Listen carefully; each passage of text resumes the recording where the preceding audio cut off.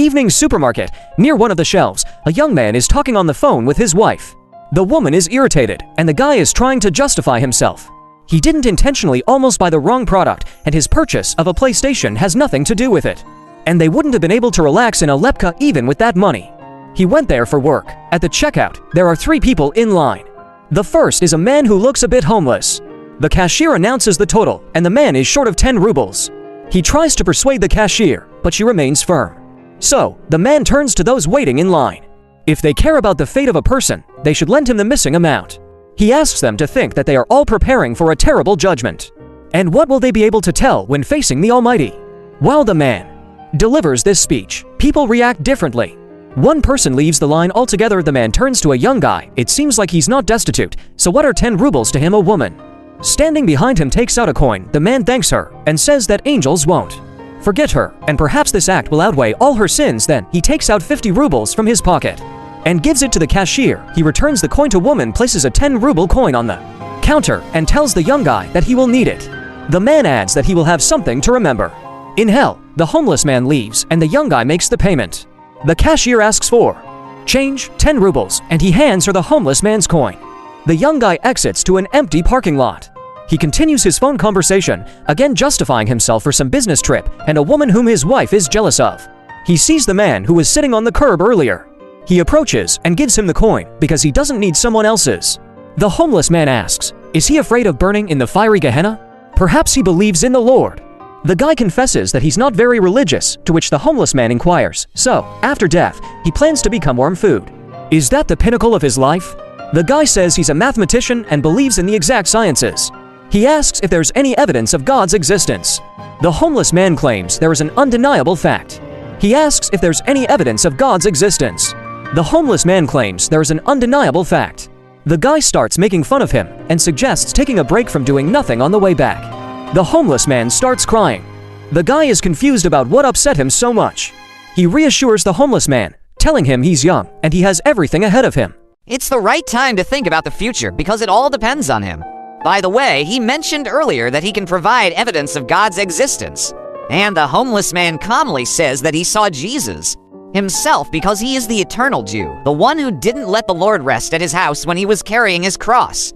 He told Jesus that he would rest on the way back. Jesus agreed, but he would have to wait for him.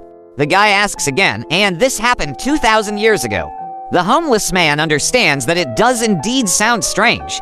He was amazed at first too, but then he got used to it. So, for him, the existence of Jesus Christ is a fact. However, he can't prove it in any way.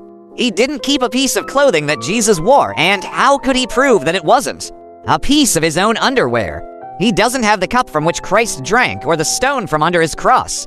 The guy concedes that the Jew saw Jesus.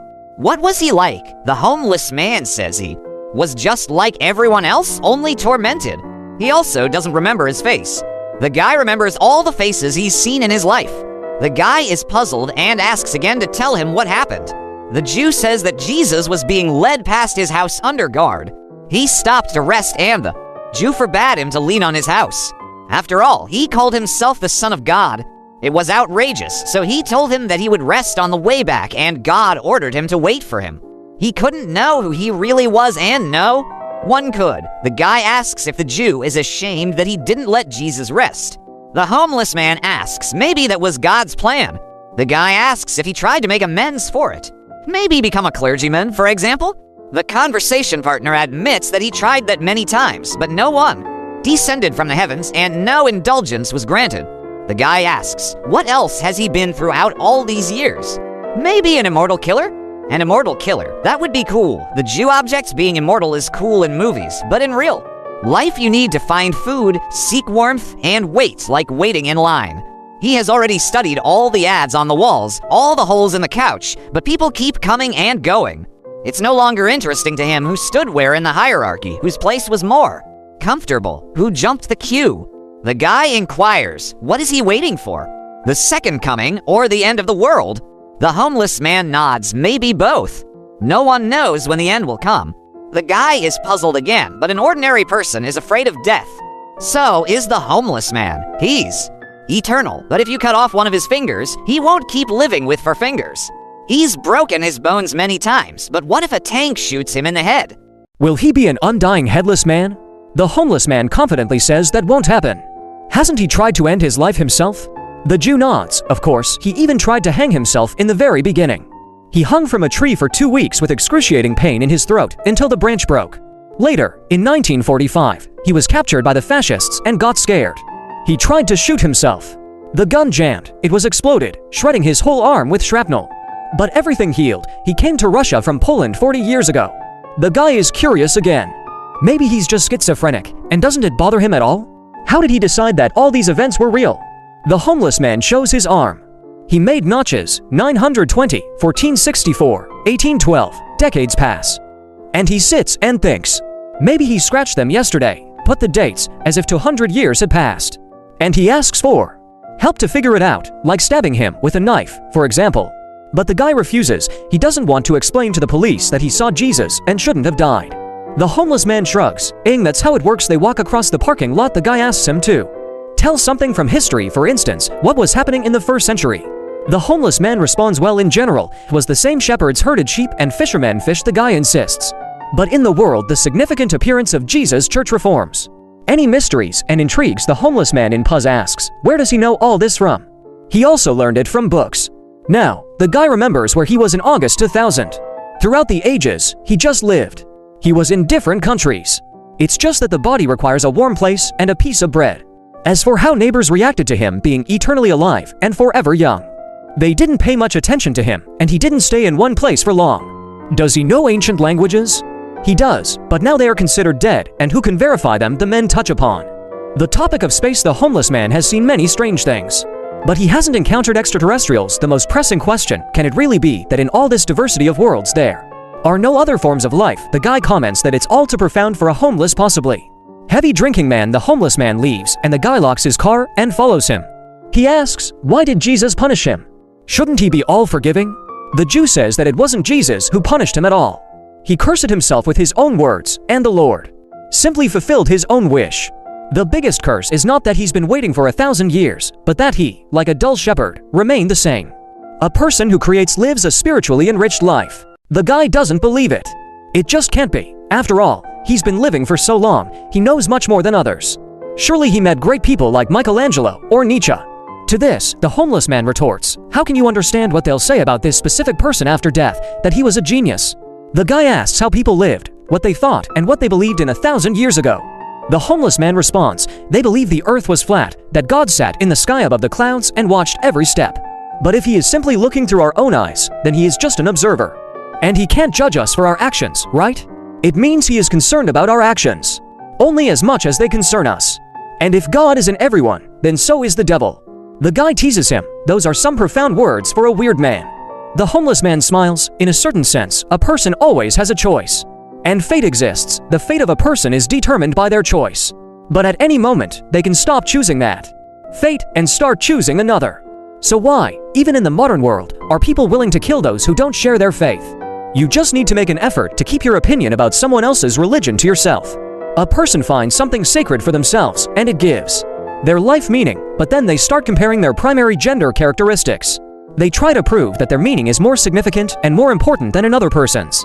Of course, it leads to conflict. His wife calls again. The guy apologizes and says he hasn't finished yet. He met an interesting person and got engrossed in conversation. She says she come over now.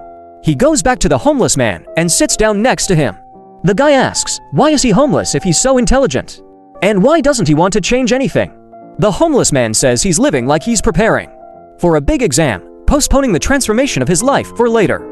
The conversation partner says he's living somewhat similarly, but he doesn't want to think about death. He's still very young after all.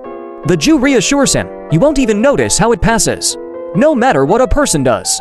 Middle age arrives, and then old age.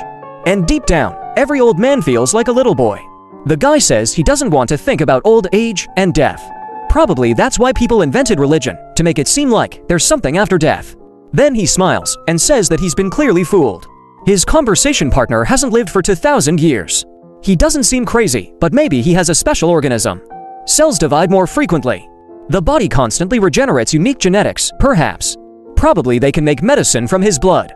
It can't be that he hasn't done anything remarkable throughout his life. He was in Poland during World War II. Did he hide Jews? The Jew laughs. He is a Jew himself. It was a Polish family that hit him. And then they were discovered and taken as prisoners. That's when he tried to shoot himself, the guy. Laments, well, yes, times were tough. The homeless man disagrees. Times are always the same. Conversation partner is astonished. But how can that be? Everything has changed in the world. If you trace history from the Middle Ages to the present day, a lot has changed. The Jew says that everything changes if you pay attention to those changes. Every day, just like a river flows, rages, and is never the same. However, the way that river flowed 100 years ago is the same way it flows today, in the same channel. The guy becomes more animated and asks the homeless man what he thinks about the paradoxes of faith. Can God create a stone that he can't lift? The homeless man explains, it's a paradox of the mind. If he's a scientific atheist, he'd agree that all information about the surrounding world enters the mind through the senses. The idea of God is in his mind, so the problem is in his mind. God in your mind can't create a stone in your mind that he's about to lift in your own mind. The guy is puzzled, but if he can't lift it, then he's not all-powerful. The homeless man advises him not to overcomplicate things in his mind. The conversation partner sighs. He would like to get some answers. The homeless man says he would like to get some answers. The homeless man says he would like to get some answers too. For example, he wants to know what our purpose is, or what happens after death, or what one needs to accomplish in life. Then he asks the guy what he personally would do if he lived for 1,000 years. Seeing the guy pondering, he concludes he would simply live and nothing else. On the first day, he'd jump for joy. And then, the guy is puzzled. How can one realize oneself as an immortal person then? After all, if humans are God's creations, why did he create them? There must be some meaning to it, right? The homeless man agrees. There must be, but he doesn't know it. And he doesn't know a single person who has realized themselves. Even those who entered history feel like something is missing. Take Hitler, for example. Even if one imagines that he genuinely believed in the ideas he propagated and wanted to change the course of history, did he realize himself? No, he spent his entire life becoming and embodying the caricature of a villain with a mustache. Did he realize the spark inside him? The one that made people stand up and follow him. He doesn't know if one can realize themselves within the framework of our world. So how can a person get to heaven if there's a devil inside them? The homeless man says that all human emotions are manifestations of fear. The part of a person that lives in that fear experiences eternal torment in hell. But the other part of them is love. Even in the Bible, it's written that God is love. To get to heaven, one must choose God within themselves. The guy asks, "Are you God?" The homeless man laughs. He's unpredictable. Sometimes he calls him a homeless man, and sometimes God. He's a human being. But in him, just like in everyone else, there's a bit of God, a bit of love. But surely God must have had a purpose for him. He can't just have left him to live forever and await the end of the world for no reason. There must be meaning in all of this, and the Jew retells Plato's words, horses are born and die, but they're just embodiments of the idea of a horse which lives forever. Likewise, people are born and die, but they're just embodiments of the idea of a human which lives forever. It will live until the end of humanity. Their meeting has no symbolism. He can consider that he just met the idea of a human, which he's always met, even in the mirror.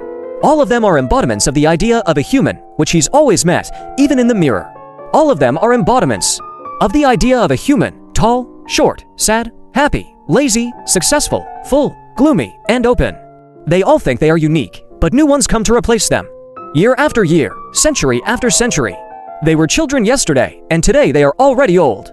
But even so, new ones come to take their place, running, jumping, munching, and leaving in just the same way. A phone notification rings. A woman walks around his car in the parking lot. The guy introduces the homeless man, saying he's the one who has seen Jesus himself. The woman thinks he's mocking her. She drove across the entire city, and he's here with a vagabond. The guy tries to explain. Then a man with the same face as the homeless man approaches and yells at him. He's been looking for him for over an hour. Bags won't carry themselves. The homeless man leaves with him. The guy is bewildered. They are identical. The woman says he's gone mad. The guy gets into his car and looks in the mirror. The eyes of Ahasuerus are looking at him.